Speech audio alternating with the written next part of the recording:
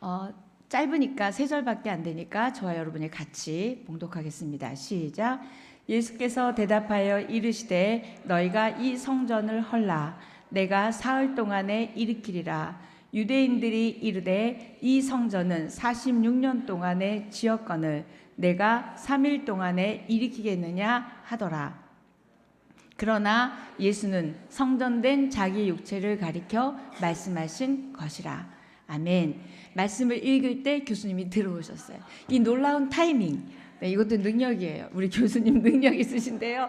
자, 진짜 아마 2시간은 더 걸리셨을 거예요. 이 비 오는 날에 방학동에서 우리 여기 교회까지 와주신 교수님, 평소에는 못 오신다는 거예요.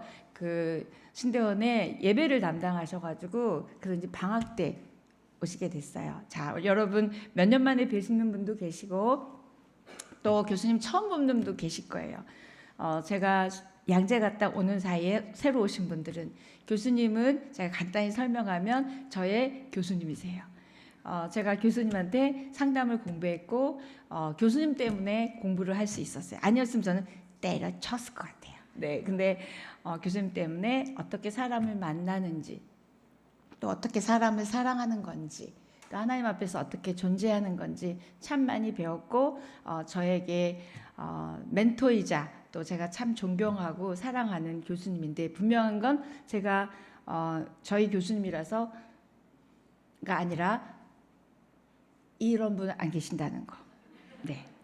자, 우리 교수님 나오실 때 여러분 진짜 환영하고 또 보고 싶었던 분들도 계실 거예요. 그래서 교수님 오실 때 와주셔서 감사합니다. 보고 싶었습니다. 담아서 박수로 한번 모셨으면 좋겠습니다.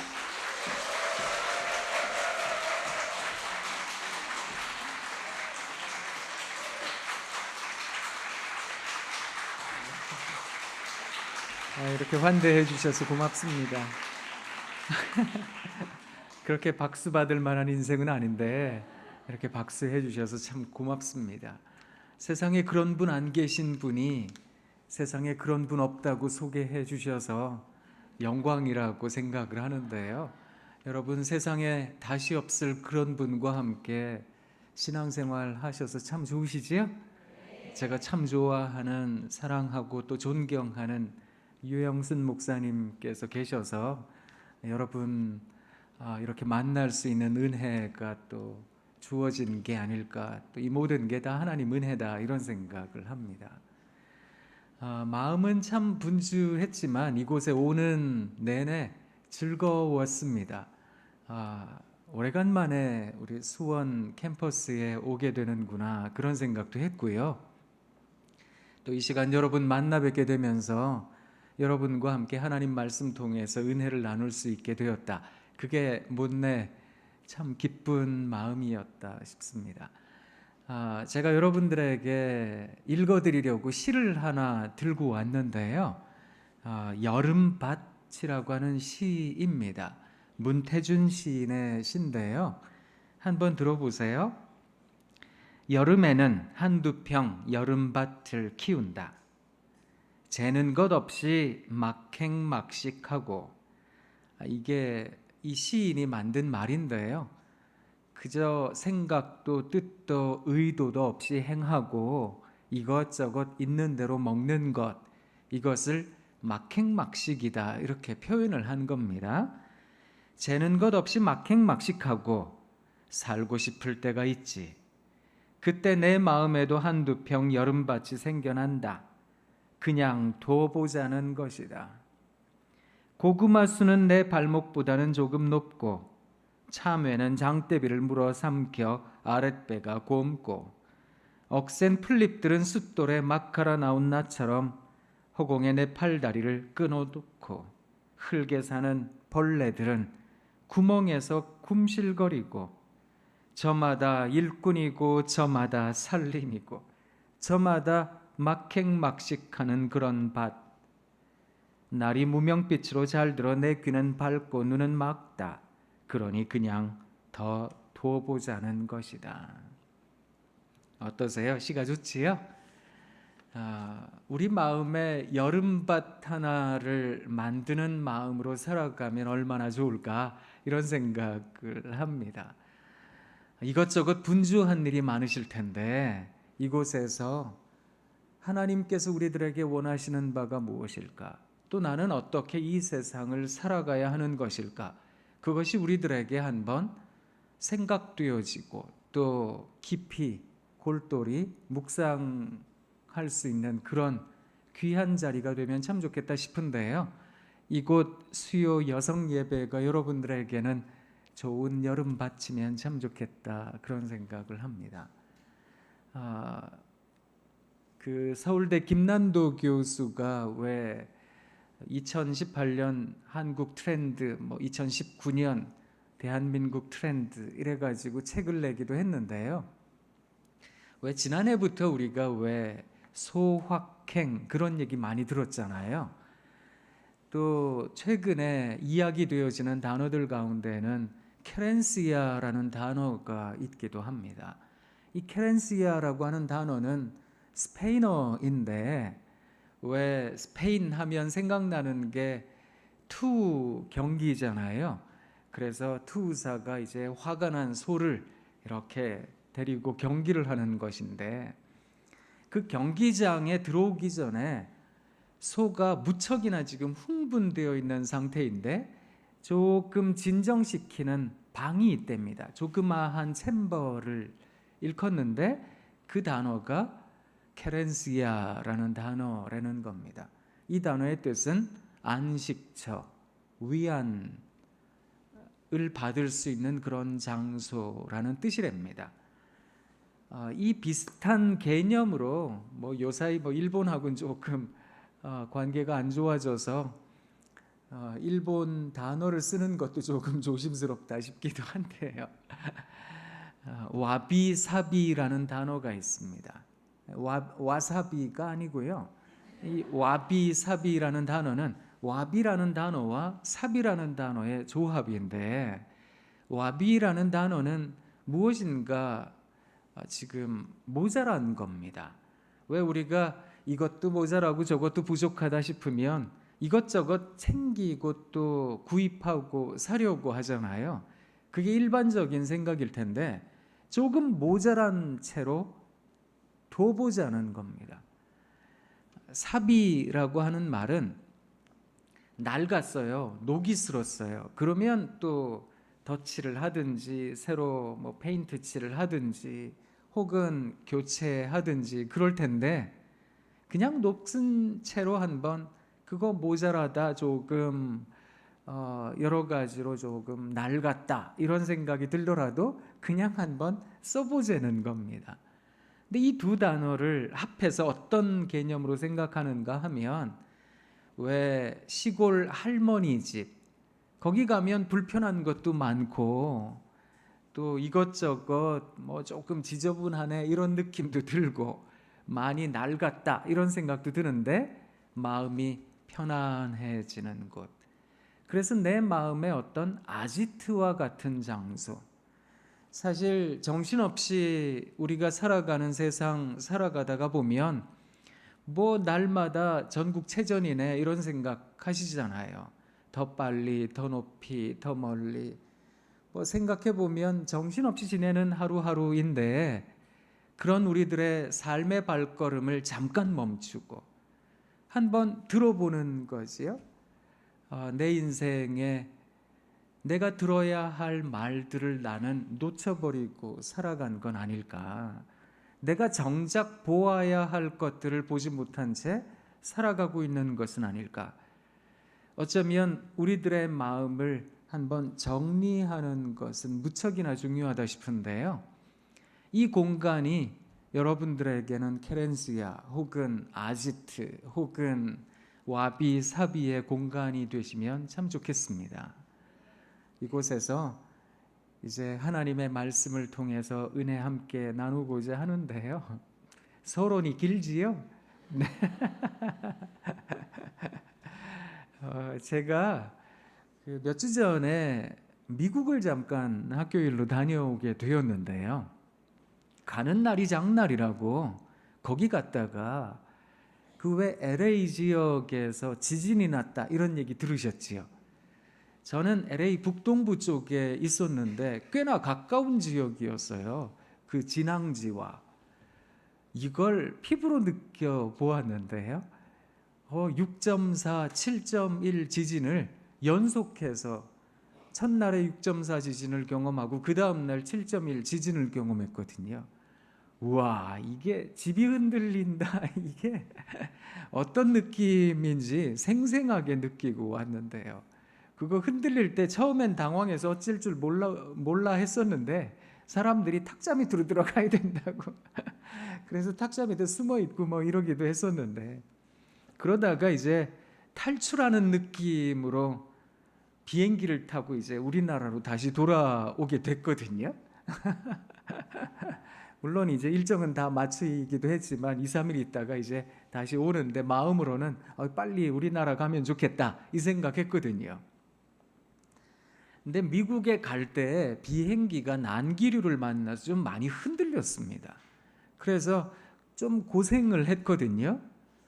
근데 한국으로 가는 길은 얼마나 공기가 그냥 뭐 전혀 기류가 없는 듯한, 그래서 비행기가 떠서부터 몇 시간을 너무너무 잔잔하게 갔거든요.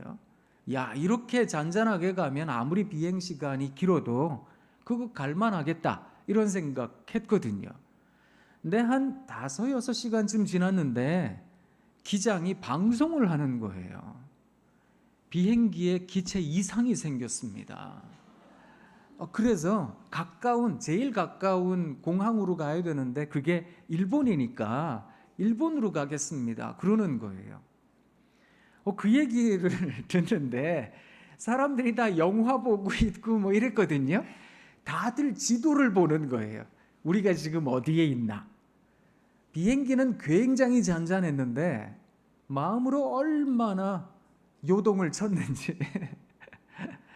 그러고서 이제 비행기가 거의 일본쯤 와 가는데 기장이 또 방송을 하더라고요. 이제 한 30여 분 뒤면 착륙할 것 같았는데 비행기 기장이 인천공항까지는 갈 수 있을 것 같습니다. 그래서 인천으로 가려고 생각합니다. 그러는 거예요. 아니, 그 얘기를 듣는 순간에 인천공항까지는 갈 수 있을 것 같다고? 이게 거기까지 뭐 충분히 갑니다. 뭐 전혀 문제가 없습니다. 그런 것도 아니고 인천공항까지는 갈 수 있을 것 같다. 그 얘기를 듣는데 또 불안한 거예요. 가다가 못 갈 수도 있다는 말 아닌가? 그런 생각이 들었거든요. 다행히 이제 비행기가 잘 착륙을 했습니다.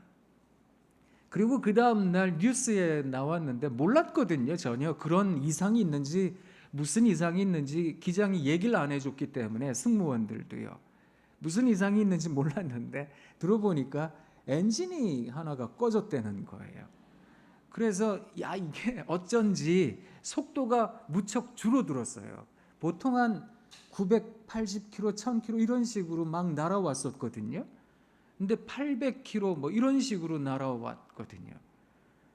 그런 일이 있었구나. 그런 생각을 했습니다. 제가 그 비행기 안에서도 그랬고 그 지진이 났을 때도 그랬고 참 사람이 연약하구나. 사람이 마음으로 계획할지라도 일을 이루시는 분이 하나님이시라던데 진짜 그렇구나. 그러고 나서 생각했던 단어가 불가항력이라는 단어였습니다. 살아가면서 진짜 느닷없이 어이없이 때로는 내가 왜 이런 일을, 그런 생각이 드는 일들을 경험할 때가 있거든요. 애도 심리학이라고 하는 하나의 분야를 개척한 학자가 있습니다. 이 사람의 이름은 엘리자베스 퀴블러 로스라는 사람인데요. 인생 수업, 상실 수업 이런 책으로 유명해진 사람입니다.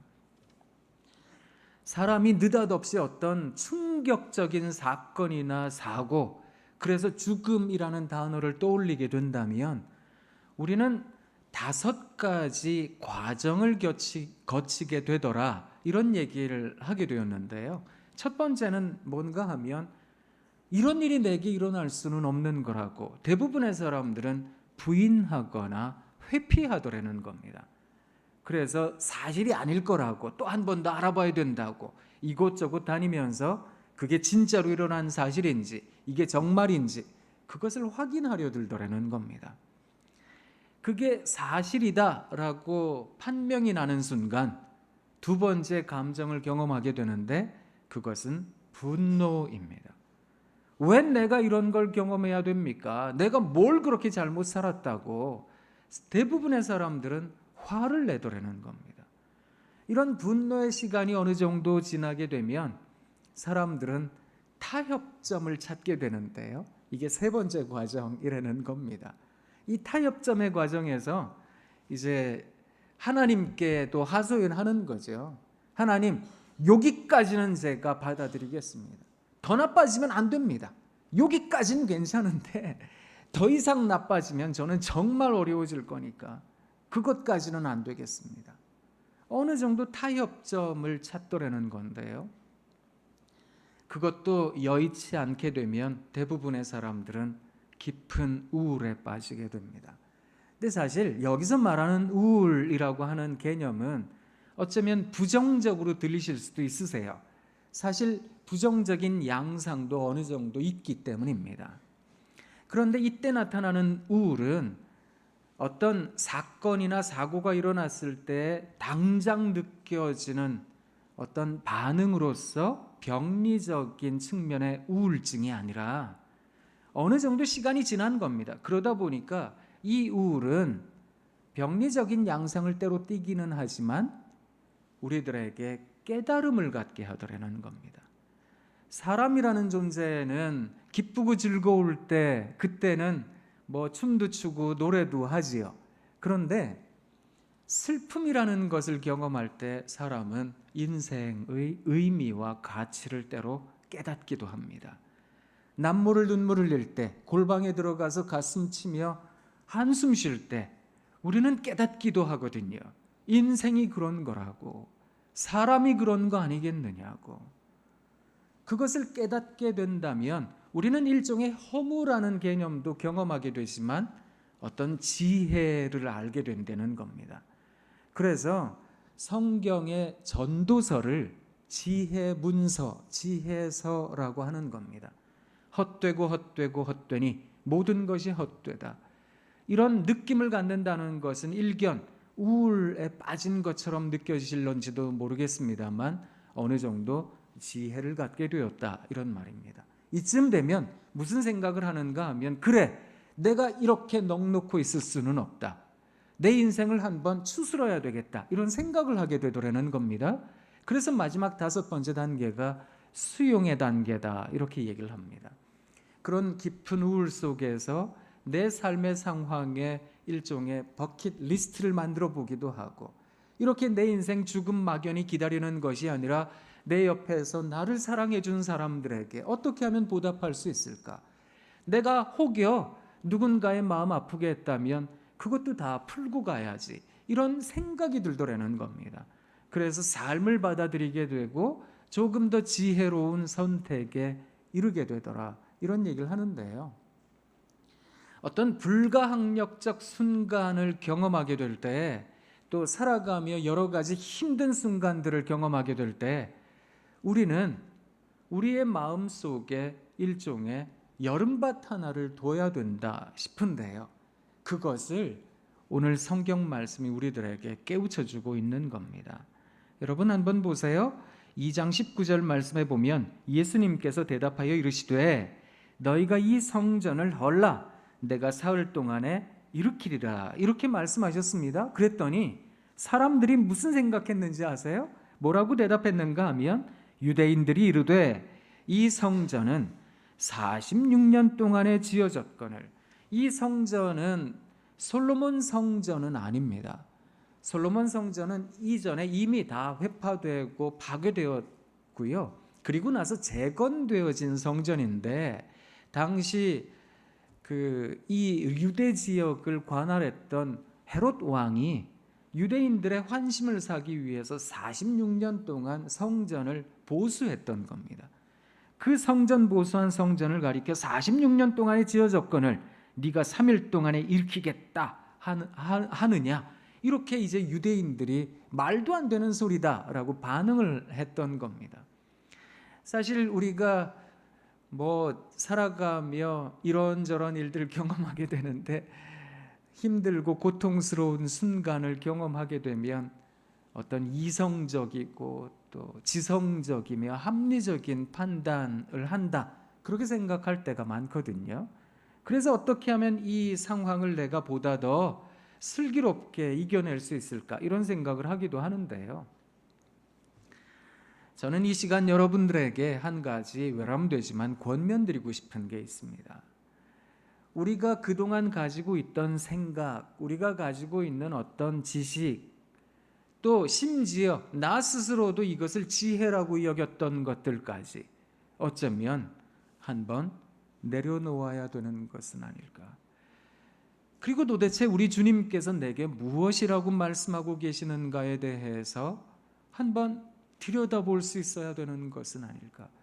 내가 가지고 있는 생각, 내가 가지고 있는 어떤 지식, 그것에 매몰되어 있다면, 그것에 함몰되어 있다면 우리는 그것을 뛰어넘어 또 다른 지혜를 발견하기가 참으로 어렵다는 겁니다.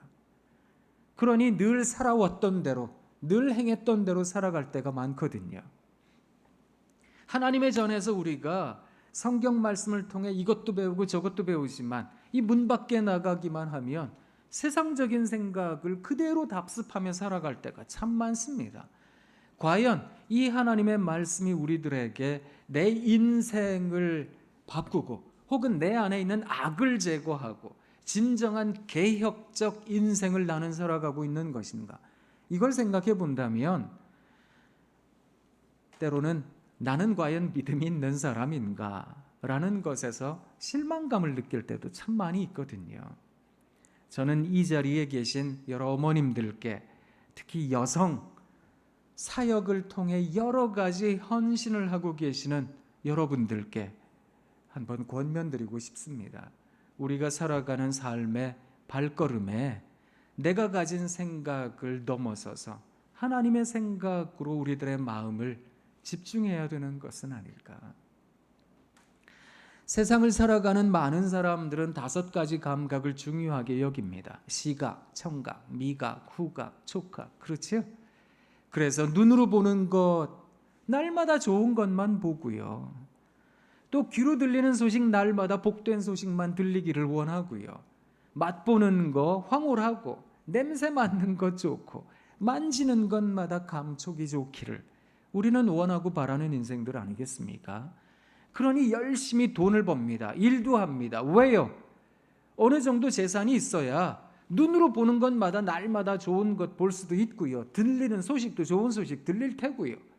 또 맛있는 거 먹고 좋은 냄새 맡고 그렇게 살 수 있을 테니까. 그러니 어쩌면 우리는 이 5가지 감각에 그저 빠져버린 듯 살아가는 삶은 아닐까? 이런 생각을 때로 하기도 하거든요. 근데 예수님 믿는 사람들은 이 5가지 감각을 뛰어넘어서 이 5가지 감각을 무시한다는 뜻이 아니고요. 또 다른 감각 하나로 이 5가지 감각을 완전히 다른 개념으로 바꾸어 놓더라는 겁니다. 그리스도인들이 말하는 이 6번째 감각을 우리는 흔히 믿음입니다, 신앙입니다, 조금 어렵게 영성입니다, 이렇게 말을 합니다. 어떤 영적 감각을 갖고 신앙을 갖고 믿음을 갖고 세상을 바라보기 시작하면 내 귀에 들려오는 말들이, 눈에 보이는 것들이 다르게 재구조화가 되거나 재해석이 되더라는 겁니다.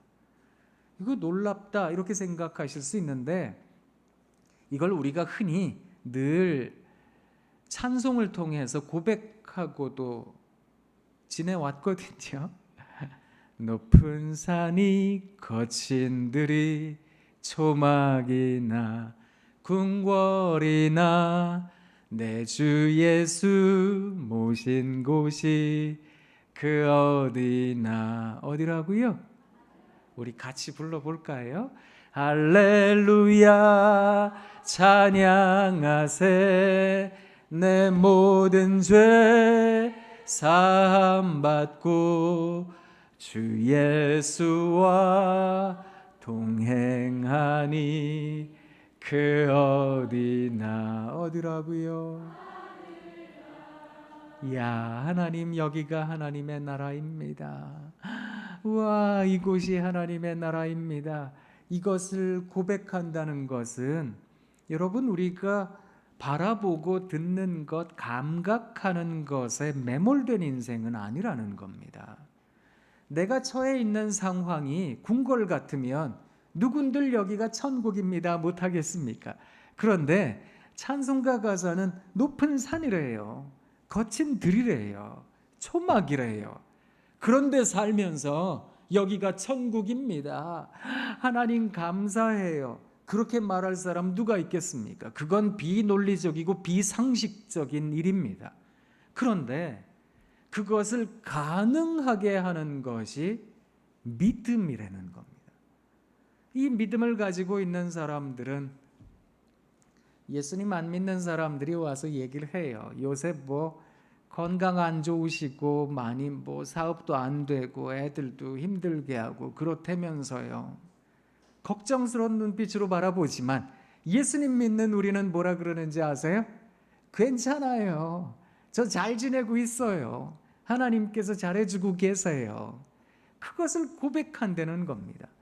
이것을 일컬어 믿음이라고 신앙이라고 말을 하는 겁니다.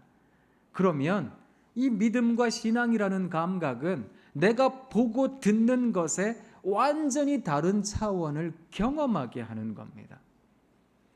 저장미꽃 위에 있을 아직 맺혀 있는 그때에 귀에 의는 이 소리 들리니 주 음성 분명하다. 주님 나와 동행을 하면서 나를 친구 삼으셨네.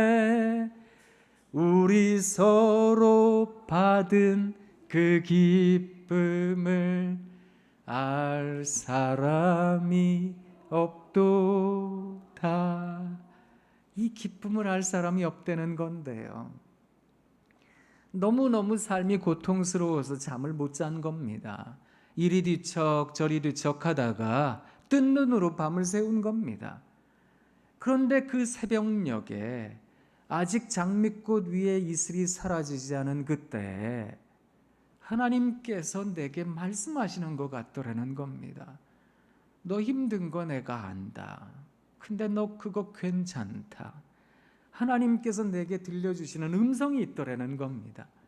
그래서 눈에는 눈물 나는데 그런데 자꾸 찬송이 나와요. 하나님 고맙습니다. 하나님께서 잘해주고 계셔서 고맙습니다. 이것을 고백하는 인생이 되더라는 겁니다. 이것은 우리가 가지고 있는 믿음이라는 감각 덕분인데요.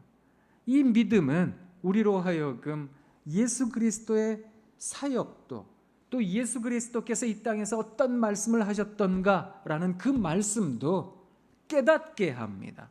성경도 마찬가지인데요. 21절 말씀입니다. 그러나 예수는 성전된 자기 육체를 가리켜 말씀하신 것이라. 물론 시간이 조금 더 걸리기는 하지만 22절 말씀에는 죽은 자 가운데서 살아나신 후에야 제자들이 이 말씀하신 것을 기억하고 성경과 예수께서 하신 말씀을 믿었더라. 이렇게 기록되어져 있기도 한데요. 믿음을 가진 사람들의 눈에 보이는 게 있습니다. 그렇구나. 예수님께서 성전을 헐라라고 말씀하셨던 것은 우리 눈앞에 보이는 그런 건축물이 아니구나. 어쩌면 우리 마음속에 있는 나도 모르게 세워놓은 우상과도 같은, 나는 이것을 하나님 믿는 믿음이라고 여겼고 나는 이것을 일컬어 내가 가진 신앙이라고 생각했더랬는데 어쩌면 이것도 내가 가진 우상이었구나. 이것들을 헐라고 말씀하고 계시는 것은 아닐까. 그리고 사흘 만에 짓겠다라고 말씀하셨던 것도 그저 건축물에 해당되어지는 말씀이 아니라 내가 진정으로 만들어야 할 복음이 무엇일까? 그리스도 예수께서 이 땅에 오셔서 무엇을 하고자 하셨던 것일까? 나는 무엇을 바라며 살아야 되는 것인가? 그것에 대해서 우리 주님께서 분명하게 말씀해 주고 계시는 것이라는 겁니다. 이것을 깨닫는 것, 이건 결국 믿음이라는 감각이 없이는 불가능하다라는 건데요. 이 믿음을 소유하시는 여러분 되시길 부탁드립니다. 이 믿음은 언제나 우리 주 예수 그리스도의 복음, 이 복음에 우리들의 눈을 둘 때 가능한 거거든요. 십자가 내가 처음 볼 때에 나의 맘의 큰 고통 사라져 오늘 믿고서 내 눈 밝아졌네요. 참 내 기쁨 영원하도다. 눈이 밝아져야 되는 거거든요. 이걸 왜 옛날 목사님들은 영안이 열린다 뭐 이런 얘기를 하셨던 겁니다. 영적인 눈이 떠진다는 게 뭘까? 영적인 귀가 열린다는 건 무엇일까? 이게 결국 믿음이라는 개념인데 이 믿음이 어떻게 가능할까요? 그것은 십자가라고 하는 예수 그리스도 구속 사역의 핵심 되는 사건을 떠올리는 것. 이건 복음을 내 마음 가운데 받아들이는 것. 그럴 때 우리들의 눈이 떠진다는 겁니다. 그런 점에서 사랑하는 여성 지도자 여러분들께 제가 권면드리고 싶은 게 있는데요.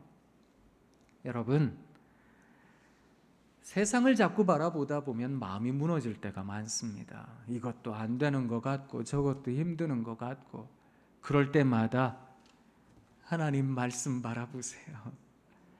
하나님 말씀을 바라볼 때마다 우리들 마음속에 믿음이 자라나게 될 거라는 겁니다. 성경이 말씀해 주는 것을 우리 민족은 또 초대교회는 고지곳대로 받아들였어요. 그게 뭐였는가 하면 어떻게 하면 살아가며 믿음이라는 게 필요한데 그 믿음이 우리들에게 주어질까? 그 믿음은 어떻게 가능한가? 이걸 성경 말씀 그대로 받아들였습니다. 로마서 10장 17절. 믿음은 들음에서 나며 들음은 그리스도의 말씀으로 말미암느니라. 하나님의 말씀을 들어야 된다 이렇게 생각을 한 거거든요. 그래서 하나님의 말씀을 듣기 위해서 하나님 전에 모여들었던 겁니다. 하나님 전에 모여들었던 많은 사람들이 하나님의 말씀을 들어야 될 텐데 이게 옛날 히브리어로 기록되어지고 옛날 헬라어로 기록되어지니까 라틴어로 번역되기는 했지만 어려운 단어들이니까 이게 제대로 읽기가 어려웠던 겁니다. 그래서 성경을 읽는 사람을 세웠어요. 이 성경 읽는 성경 봉독자를 세웠거든요. 이 사람이 앞에 나와서 성경을 읽어준 겁니다. 이게 오늘날의 예전에도 그대로 나와 있는데 여러분 예배 순서 가운데 성경 봉독이 있는 겁니다. 근데 그 성경 말씀을 듣기는 들었는데 이게 해석되지 않으니까 마음밭 깊숙한 곳에 정착되기가 어렵더라는 겁니다. 그래서 신학을 공부하고 또 열심히 하나님 말씀을 배운 그런 목회자를 세운 겁니다. 이분들이 열심히 일주일 동안 공부하고 분석해서 오늘 우리들의 삶에 적절한 말씀으로 하나님의 말씀을 풀어줍니다. 이 말씀을 듣는 겁니다. 그래서 성경 봉독과 설교는 함께 가는 겁니다. 하나님의 말씀을 들을 때 내 마음이 믿음으로 가득해질 거라는 겁니다. 그런데 우리들의 예배는 이렇게 예배당에 와서만 그쳐서는 안 되는 거잖아요. 우리들의 예배가 확장이 되어야 됩니다. 어디로? 가정으로, 또 직장으로, 사회로. 그렇다면 어떻게 해야 될까요? 하나님의 말씀을 들어야 될 텐데 어떻게 해야 될까요? 그래서 우리 신앙의 선배들은 어떻게 했는지 아세요? 하나님의 말씀을 낭송했더랬습니다. 이 하나님의 말씀을 문자 그대로 내 귀에 들려야 되잖아요. 그래서 하나님의 말씀을 읽기 시작했는데 소리 내어 읽기 시작했던 겁니다. 그렇게 하나님의 말씀을 쭉 읽어 내려가니까 내 귀에 들리더라. 그래서 하나님의 말씀을 낭송하기 시작했습니다. 그런데 낭송에만 그친 게 아니라 이 하나님의 말씀 가운데 내 인생에 참 중요하다라고 여겨지는 말씀들이 있다면 그 말씀을 반복해서 읽었습니다. 반복해서 읽는 것을 암송이라고 말을 하는 겁니다. 그래서 하나님의 말씀을 외울 때가 많았거든요. 올해가 3.1운동 100주년 기념의 해입니다. 그렇지요? 그래서 재작년부터 사실은 2년 가까이 기독교인 학자들과 또 신학교 교수들이 있겠죠. 그리고 일반 학자들이 함께 해서 3.1운동에 대하여 연구를 했습니다. 3.1운동은 사실은 세계사적으로 유래가 드문 운동이거든요. 왜냐하면 일본 군들, 그러니까 일제가 만든 그 통계에도 나오는 내용인데요. 이 세상에 어떻게 보면 여러 가지 자기 마음속에 있는 울분과 한이 있다면 그것을 표현하려고 사람들이 길거리로 나올 수 있는 건데, 우리나라 삼천리 방방곡곡에 민초들이 나와서 대한독립 만세를 외쳤다고 일본 군들이 9,500여 명을 죽였습니다. 그만큼 많은 사람이 죽었던 겁니다. 4만여 명 가까이가 옥에 갇히고 고문을 당했던 겁니다. 생각해 보세요. 5만여 명이 그토록 죽임당하고 힘든 일을 경험했다라고 한다면 누군들 그냥 가만히 있겠습니까? 한 목숨이라도 헛된 목숨이 없어서 우리가 헛되이 한 목숨이 세상에서 사라졌다면 1인 시위라도 할 거 아니겠습니까? 그렇게 많은 백성들이 죽임을 당하고 어려움을 당했음에도 3.1운동은 무엇을 표방했는지 아세요?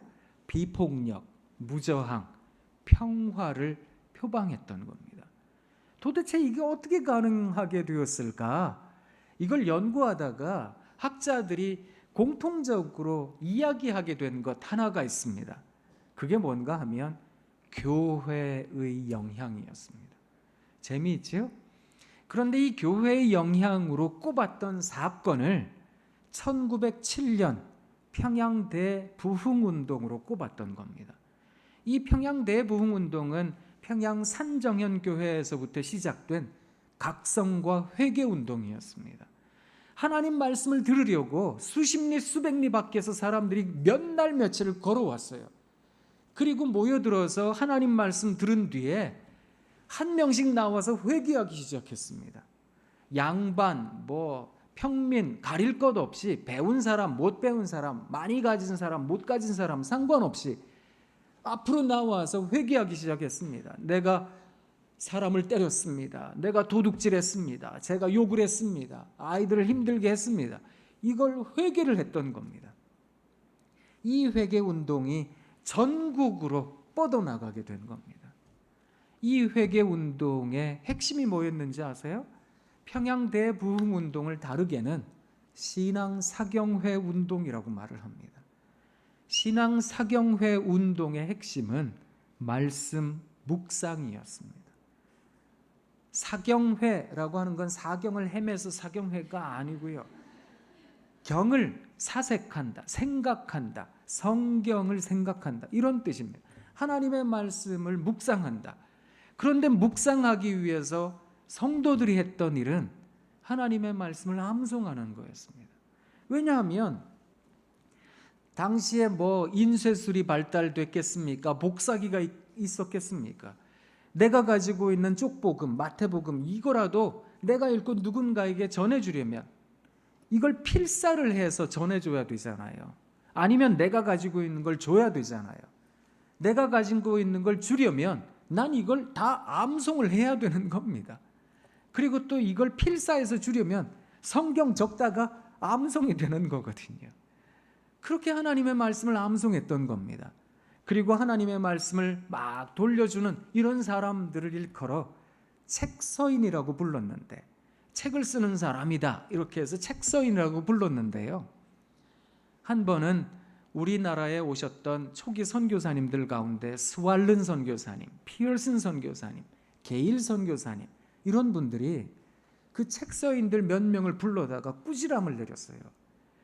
성경 말씀이, 성경책이 유교 경전인 줄 아느냐, 또 그래서 유학자들처럼 책 펴놓고 중얼중얼거리면서 그거 암송만 하려고 하느냐, 혼을 냈더니 우리 신앙의 선조들이 뭐라 그랬는지 아세요? 우리가 뭐 유교 경전처럼 이걸 암송하고 외우려고만 이걸 암송하는지 아십니까? 하나님의 말씀대로 살아가려고, 이 말씀이 무엇을 말하는가 그것 깨달으려고 말씀을 암송하고 있습니다. 이런 응답을 듣고는 이분들이 놀라셨어요. 그래서 본국으로 선교 편지를 쓰는데 이 조선반도에 있는 그리스도인들은 특이한 사람들이다. 하나님의 말씀대로 행하려고 하나님의 말씀을 통째로 외우더라. 그걸 적을 정도였거든요. 그거 보면 우리 신앙의 선배들은 하나님의 말씀을 묵상하고 암송했던 분들이었습니다. 이분들이 한국 교회를 세웠다, 이런 생각을 합니다. 그래서 그 전통이 저는 잘 이어져 왔다고 생각하거든요. 한번 생각해 보세요, 여러분. 예전부터 교회에 다니셨던 분들은 아시겠습니다만 뭐 70년, 80년, 90년, 제가 생각하기에 2000년 초반까지만 해도요, 노회, 총회, 뭐 전국 영유아 유치부, 아동부 연합회, 중고등부 연합회 이런 데에서 성경 암송 대회 진짜 많았어요. 성경 퀴즈 대회 이런 거 많았다고요. 교회들마다 그런 거 많았어요. 근데 우리 온누리 교회는 성경 암송 대회 있나요? 어떠세요? 이런 분위기가 많이 좀 사라진 것 같은 느낌이 듭니다. 이게 한국 교회의 쇠락과 연관되어 있는 것은 아닐까, 이런 생각이 들기도 하거든요.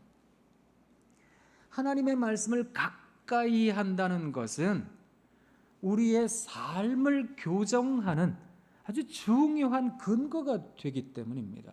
그렇기 때문에 하나님의 말씀으로부터 멀어진다는 것은 내 삶이 아무래도 좀 더 하나님의 뜻, 하나님의 생각으로부터 멀어질 개연성이 크다는 거거든요. 성경은 하나님의 영으로 기록되어진 하나님의 말씀입니다. 우리를 가르치고 또 우리를 교훈하는 하나님의 말씀이거든요. 이 말씀에는 능력이 있어서 좌우의 날선검과 같다고, 심령 골수를 찔러 쪼개기까지 한다고. 그러니 우리의 삶에 있어서 아주 중요한 깨달음을 갖게 하는 말씀인데, 이 말씀으로부터 멀어질 때 우리는 세상적인 생각에 함몰되듯 살아갈 때가 많다는 겁니다. 다시 말하자면 믿음으로부터 멀어질 때가 많다는 겁니다. 그래서 날마다 하나님의 말씀을 가까이 하셔야 됩니다. 우리 온누리 교회도 성경 통독도 있고 그렇지요? 그거 하고 계시잖아요. 그렇지 않으세요? 역시 이게 진짜 보면 왜 예전에 왜 학교 다닐 때 공부 잘하는 학생들한테 너 시험 공부했냐? 아니? 안 했대요. 나중에 보면 막 밤에 막 집에서 막 코피 흘리듯이 공부해놓고 학교 와서는 맨날 놀면서 난 그냥 놀면서 해도 돼. 교과서 중심으로 했어. 그런 얘기를 하는데 여러분도 그러시군요. 네. 하나님의 말씀을 통독하고 열심히 배우시고 열정이 많으신 분들이라는 거 알고 있습니다. 그렇게 하나님의 말씀에 내 마음을 두지 않으면 자꾸만 우리는 멀어지게 되어 있거든요. 그래서 말씀이 육신이 되신 예수 그리스도를 믿는 사람들은 이 말씀이 우리 안에 들어와 나 자신이 되도록 노력해야 됩니다. 근데 물론 그것도 하나님 주시는 은혜이겠습니다만 그저 하나님 앞에 날마다 믿음을 구하셔야 됩니다. 믿음을 구하는 분들은 말씀을 읽으셔야 됩니다. 그래서 말씀이 내 삶이 되도록, 어려운 일이 오면 말씀이 튀어나오게, 힘든 일이 오면 기도가 튀어나오게, 내 한숨이 변해 내 아픔이 변해 기도가 되도록 그렇게 애쓰시는 여러분 되시길 부탁드립니다. 예수님께서 성령에 이끌린 바에 의해 광야로 가셨습니다. 광야에 가신 우리 예수님께서 40일간 기도하셨는데요. 그때 마귀가 시험을 했습니다. 그 내용은 누가복음 4장에 잘 기록되어져 있는데요. 마귀가 3가지 시험했지요. 그때 예수님께서 무엇으로 이겨내셨습니까? 말씀으로. 힘든 일이 올 때 말씀이 튀어나와야 되는 거거든요. 어려운 일이 있다고 통장 잔고 보고 얼마 남았나 보고, 힘든 일이 있다고 나 누가 도와줄까 전화번호부 찾아보고, 그게 아니라 어렵고 고통스러운 순간이 오면 기도가, 찬송이, 그리고 하나님이 먼저 생각나는 그것을 믿음이라고 하는 겁니다. 그 믿음을 우리 주님께서는 원하셨던 겁니다. 그래서 우리들에게 그것을 보여주셨던 건데요. 사람들이 오해할 때마다, 사람들이 다른 의도를 갖고 구름대처럼 모여들 때마다 우리 주님께서는 홀로 산으로 가셔서 기도하셨습니다. 사람들과 멀어져서 혼자 배 타고 가셔서 기도하셨습니다. 하나님 말씀에 붙잡힌 바 된다는 것은 이 세상적 관심과 또 세상적 인식과 어쩌면 내 안에 만들어 놓은 이 세상적 인식으로 가득한 성전을 헐어야 되는 것은 아닐까. 그리고 놀라운 하나님의 음성을 듣는 것, 그것이 우리들에게 있으면 참 좋겠다 싶습니다. 그래서 날마다 기도 열심히 하세요. 네. 새벽에도 나오셔서 기도하시고, 수요 예배에 나오셔서 기도하시고, 주일에도 나오셔서 기도하시고. 저희 아버님, 어머님 목회하셨더랬는데요. 은퇴하신 지 한참 되셨지만 어렸을 때 보면 뭐 개척교회, 천막교회 뭐 이런데 하셨는데 뭐 성도들도 없었어요. 저희 아버지 어머니 2분이서 맨날 기도하셨거든요. 새벽기도 때. 뭐 그렇게 기도할 게 많아서 기도하시나. 그 뒤에 가가지고 이렇게 새벽에 왜 눈 떠질 때 있잖아요. 그 가서 이렇게 뒤에 앉아 있으면 저희 아버지 그냥 뭐 늘 기도하셨던 거, 주여, 주여, 주여, 아버지, 아바디. 막. 저희 어머니 옆에서 아시지요, 아시지요. 뭘 아시는지 아시지요. 근데 이게요, 나중에 신학 공부하면서 알게 되었는데 이것을 짧은 기도라고 말을 합니다. 이 짧은 기도를 많이 하실수록 이게 입에 배게 돼 있거든요. 이게 또 마음에 배게 되어 있습니다. 그 외에 그래서 기도 많이 하신 권사님들, 집사님들께서 주방 봉사하시다가 이렇게 막 들고 가다가 툭 놓치면 뭐라 그러세요? 아이고 주여, 아이고 아버지, 아이고 하나님 그러신다고. 이 기도를 많이 하셨다는 뜻입니다. 이게 뭐 가다가 툭 떨어뜨리잖아요. 그러면 우리 대부분 뭐라 그러는지 아세요? 툭 떨어뜨리면 아이씨 그런다고요. 막 또 나쁜 생각도 해요. 막 재수 없다 그러고 막 그런. 아유, 하나님 말씀이 먼저 떠오르는, 기도가 먼저 생각이 나는 우리들이면 참 좋겠습니다. 운전대 잡으셔도 주님 도와주세요. 길을 걸어가면서도 하나님 이 발걸음 무겁지만 하나님 경쾌하게 해주세요. 하나님 일을 하면서도 하나님 은혜 가운데 살아가게 해주세요. 이 일을 통해 하나님 나라가 넓어지게 해주세요. 그렇게 간구하며 바라는 여러분 되시길 부탁드립니다. 그러면 진짜 삶의 고난이 올 때, 고통스러운 순간이 올 때 이게 기도로 바뀝니다. 그리고 찬송이 나옵니다. 하나님 생각을 먼저 합니다. 그러면 내 마음 가운데 기쁨이 넘쳐납니다. 내 안에 주여 소망되소서. 주 없이 모든 일 헛되어라. 밤에나 낮에나 주님 생각,